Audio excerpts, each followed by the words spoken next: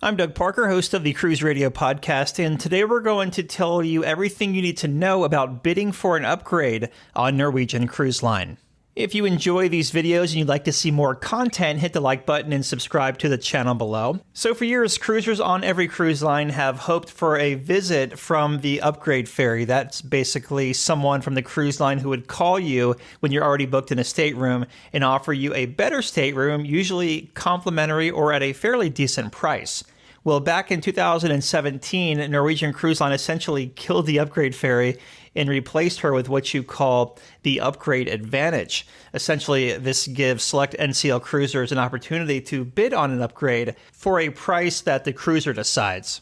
So whether you're a first-time NCL cruiser or simply just want a better understanding of how this whole process works, we thought we'd walk you through the whole thing, including the pros and cons. First, it's important to know that just like the old upgrade ferry, not everyone gets an opportunity to bid for an upgraded stateroom. Those who do generally receive an email notification a few months before they're sailing, usually just after the final payment date has passed. And trust me, the timing isn't coincidental because once final payment comes due, the cruise line has a better idea of how many staterooms they still have available and what categories they have. So let's walk through how this works. This is a real-life example from one of our writers, Heather, who's actually sailing NCL later on this year. Once you get the email, you'll head to the Upgrade Advantage page. There, it'll tell you the category room you're currently booked in Heather's case, it's an inside stateroom, and what categories that they are permitted to bid on. Normally, it's 3 stateroom categories above the one you're currently booked in. So since we're in an inside stateroom, we're being given the chance to bid on an ocean view, a balcony, and a spa balcony stateroom. Also, keep in mind, if you're in an inside stateroom, you're not going to be given an opportunity to bid on something in the Haven because that would be outside of that 3 category level. And you also may not be given the opportunity to bid on all 3 levels. As we said, it depends on what inventory is left when this email goes out. As you can see, there's a slider here on the right-hand side of the page that allows you to indicate how much you want to bid. It starts at no offer and goes all the way up to the highest bid possible, which will vary by the stateroom category. There's also a color-coded meter here, and that shows you if your bid is poor, fair, or excellent. This basically gives you an idea of whether or not your bid is likely to be accepted. Now, we've known people who have actually bid high and didn't get accepted, and bid low and they were accepted. It really depends on how many vacancies they have and how many people are on this sailing bidding. It's also very important to know that you're bidding on double occupancy. So in other words, if you bid $50 and win, you're actually going to be charged $100.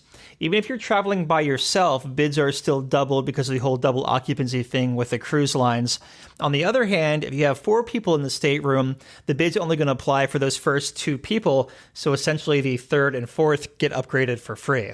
Also, you can bid on multiple staterooms at the same time if you want to place your bid in all 3 categories. Nothing's stopping you from doing that, but it's really smart to place your best bid on the stateroom you're really hoping to win. Once you've decided how much you're comfortable bidding, you scroll to the bottom and then hit submit. You'll be taken to a new page where you'll enter the credit card info. Then all that's left to do is submit your bids and wait. One thing about submitting your bid, there really isn't a timeline here of when it will get approved.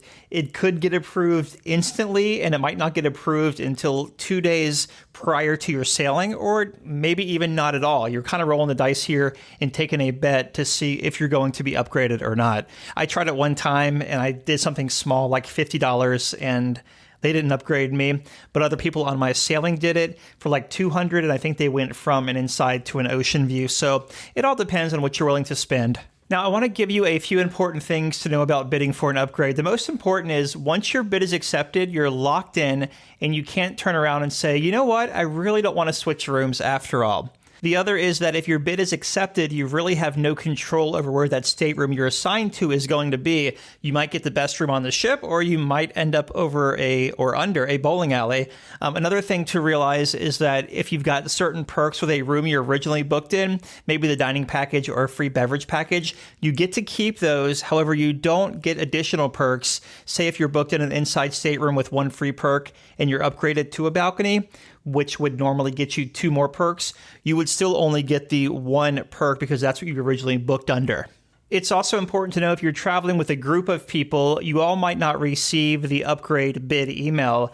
If you all do receive bids, they also all might not get accepted. Again, we're going on the odds here of how many categories are available and how many people are actually bidding on the stateroom. I want to reiterate that it's important to think about the bid you're placing and perhaps even do a fake booking on the NCL website and find out the actual value of the stateroom. So if your bid was accepted, ask yourself, would I be overpaying for this stateroom? Also, if you're the kind of person who needs to know exactly where they're going to be in advance, say by the stairs, away from the elevators, not underneath the galley, etc., this option might not be for you because you can get any room on the ship at this point. But if you like to gamble and you're willing to roll the dice when it comes to your location, this is a great option for you. If you want to know a little bit more about this Upgrade Advantage program, I'm going to throw a link down below to an article recapping what we just discussed here. My name is Doug Parker. I'm the host of Cruise Radio and the Daily Cruise Radio podcast. You can find both of those where you listen to your favorite podcast. Just search Cruise Radio or Cruise Radio News. If you like this video and you'd like to see more cruise content, feel free to hit that thumbs up button and subscribe to the channel. You're the reason why I do make these videos. So let me know, have you ever bid on a stateroom and got a killer deal, or have you ever bid on one and got your bid rejected? Let me know in the comments below. I'd love to hear from you, and thank you so much for watching.